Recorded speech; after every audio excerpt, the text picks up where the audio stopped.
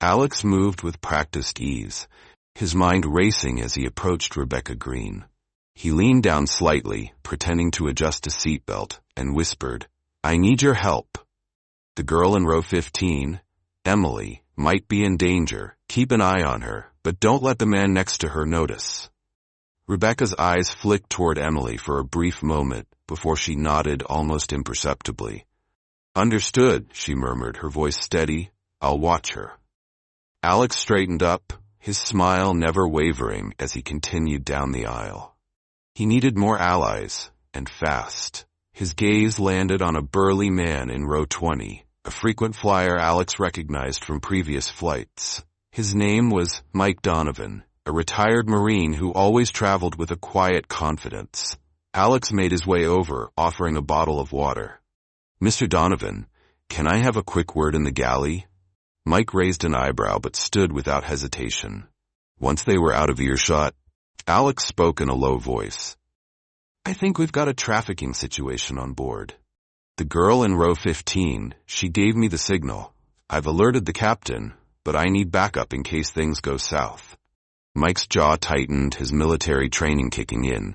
"What do you need me to do?" "Just be ready," Alex said. "If I give the signal, I might need you to intervene. But for now, stay close and keep an eye on the guy in row 15. His name's Nathan Cross." Mike nodded. "You got it."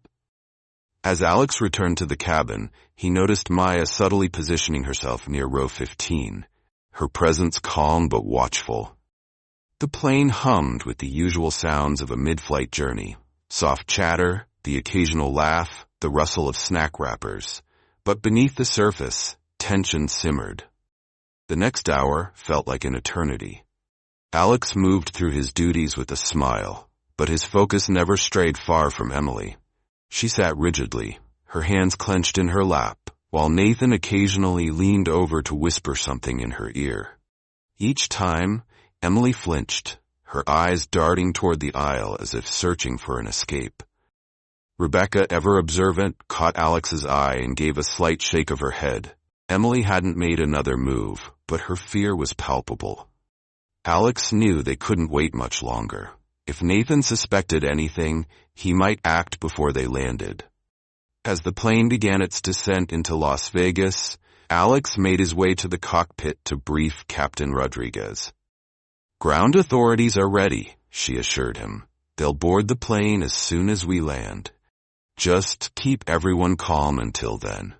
Alex nodded, his heart pounding. He returned to the cabin, his eyes scanning the passengers. Mike was seated a few rows behind Nathan, his posture relaxed but his gaze sharp. Maya was nearby, ready to assist. Rebecca had struck up a quiet conversation with the passenger next to her. Her body angled slightly toward Emily. The plane touched down with a gentle bump, the lights of the Las Vegas Strip glittering in the distance. As the seatbelt sign dinged off, Alex made an announcement. "Ladies and gentlemen, welcome to Las Vegas. Please remain seated until we've come to a complete stop at the gate."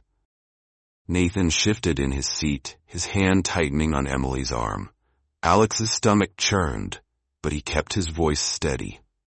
"We'll be at the gate shortly. Thank you for flying with us." The moment the plane stopped, Alex positioned himself near the front, his eyes locked on row 15. Outside, he could see the flashing lights of law enforcement vehicles approaching. Nathan seemed to sense something was wrong. He stood abruptly, pulling Emily to her feet.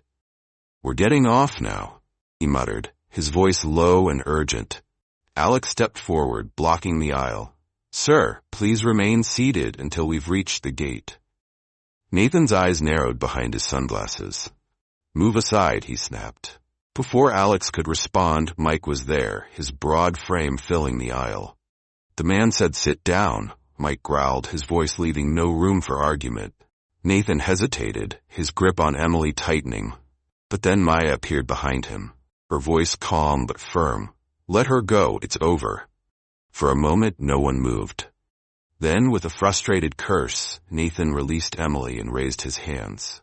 "This is a misunderstanding," he said, though his voice lacked conviction.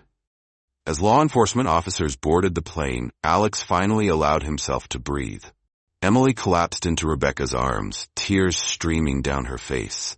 "You're safe now," Rebecca whispered, holding her tightly. On the tarmac, Nathan was led away in handcuffs, his expensive sunglasses slipping down his nose as he glared at Alex. Emily, wrapped in a blanket, was escorted to a waiting ambulance. Before she left, she turned to Alex, her voice barely audible. "Thank you." Alex nodded, his throat tight. "You're brave," he said. "You did the right thing." As the passengers disembarked, many unaware of the drama that had unfolded, Alex stood by the plane, watching the flashing lights fade into the distance. Maya joined him, her expression a mix of relief and exhaustion. "We did it," she said. "Yeah," Alex replied, "but there are so many more out there." Maya placed a hand on his shoulder.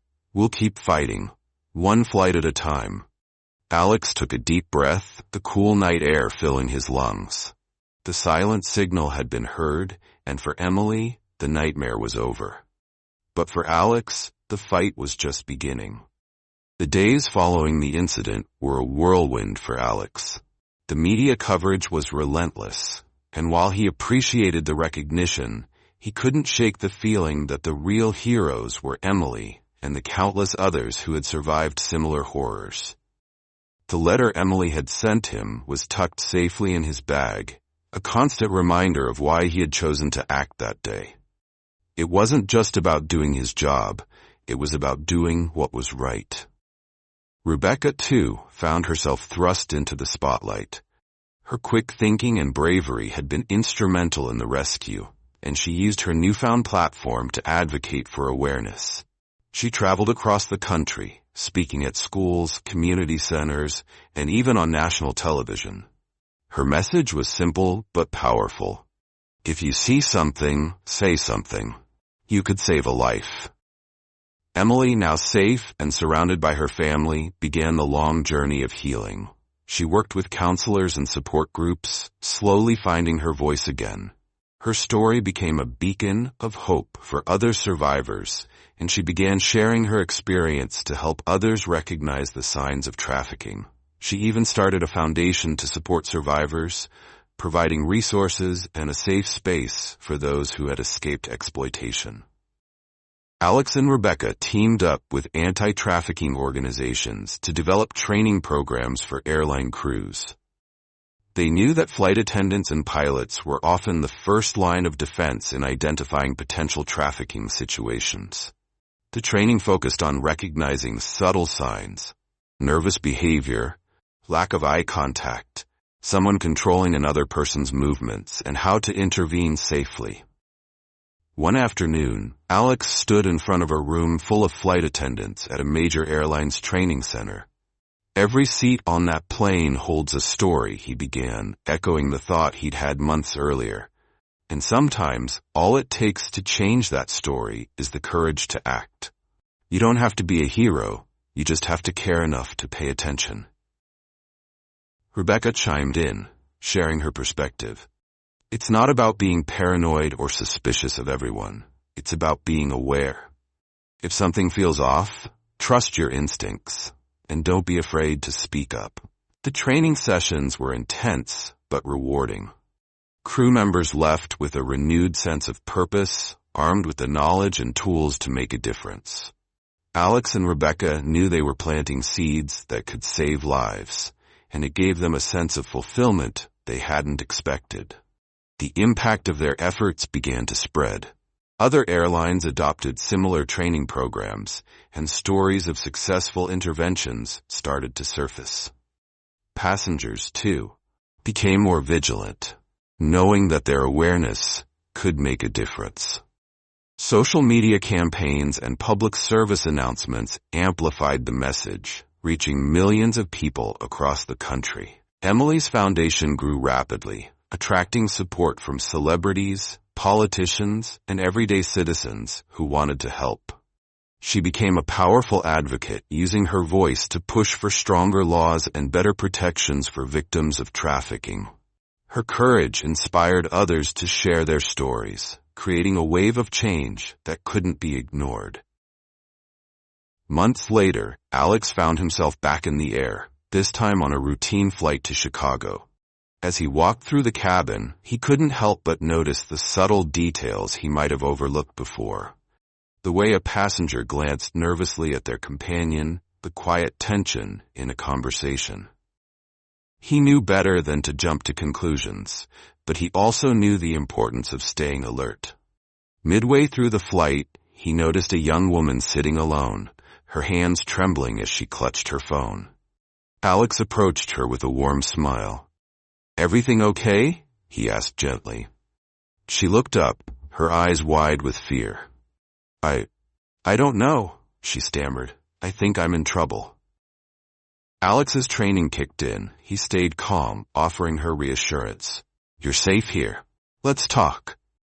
As the plane descended into Chicago, Alex coordinated with the ground crew to ensure the young woman was met by authorities and support services. It wasn't as dramatic as the situation with Emily, but it was a reminder that the work was far from over. Years later, Alex, Rebecca, and Emily reunited at an event honoring their efforts in the fight against human trafficking. The room was filled with survivors, advocates, and allies, all united by a common purpose. As they stood on stage, Alex looked out at the crowd and felt a surge of pride. "This isn't just our story," he said. "It's the story of everyone who has chosen to stand up, speak out, and make a difference. Together, we've shown that change is possible." Emily stepped forward, her voice steady and strong. "To anyone who has survived, know that you are not alone. Your story matters, and your voice has power." Rebecca added, "And to everyone else, remember, the smallest act of courage can change a life. Be the person who cares enough to act." As the applause filled the room, Alex felt a deep sense of gratitude. They had started with a single moment of awareness on a plane, and it had grown into a movement that was saving lives. The journey wasn't over, but they had proven that even in the darkest moments, there was always hope. And as he boarded another flight the next day, Alex knew he would continue to look at every seat with new eyes, ready to act whenever the need arose. Because every story mattered, and every life was worth fighting for.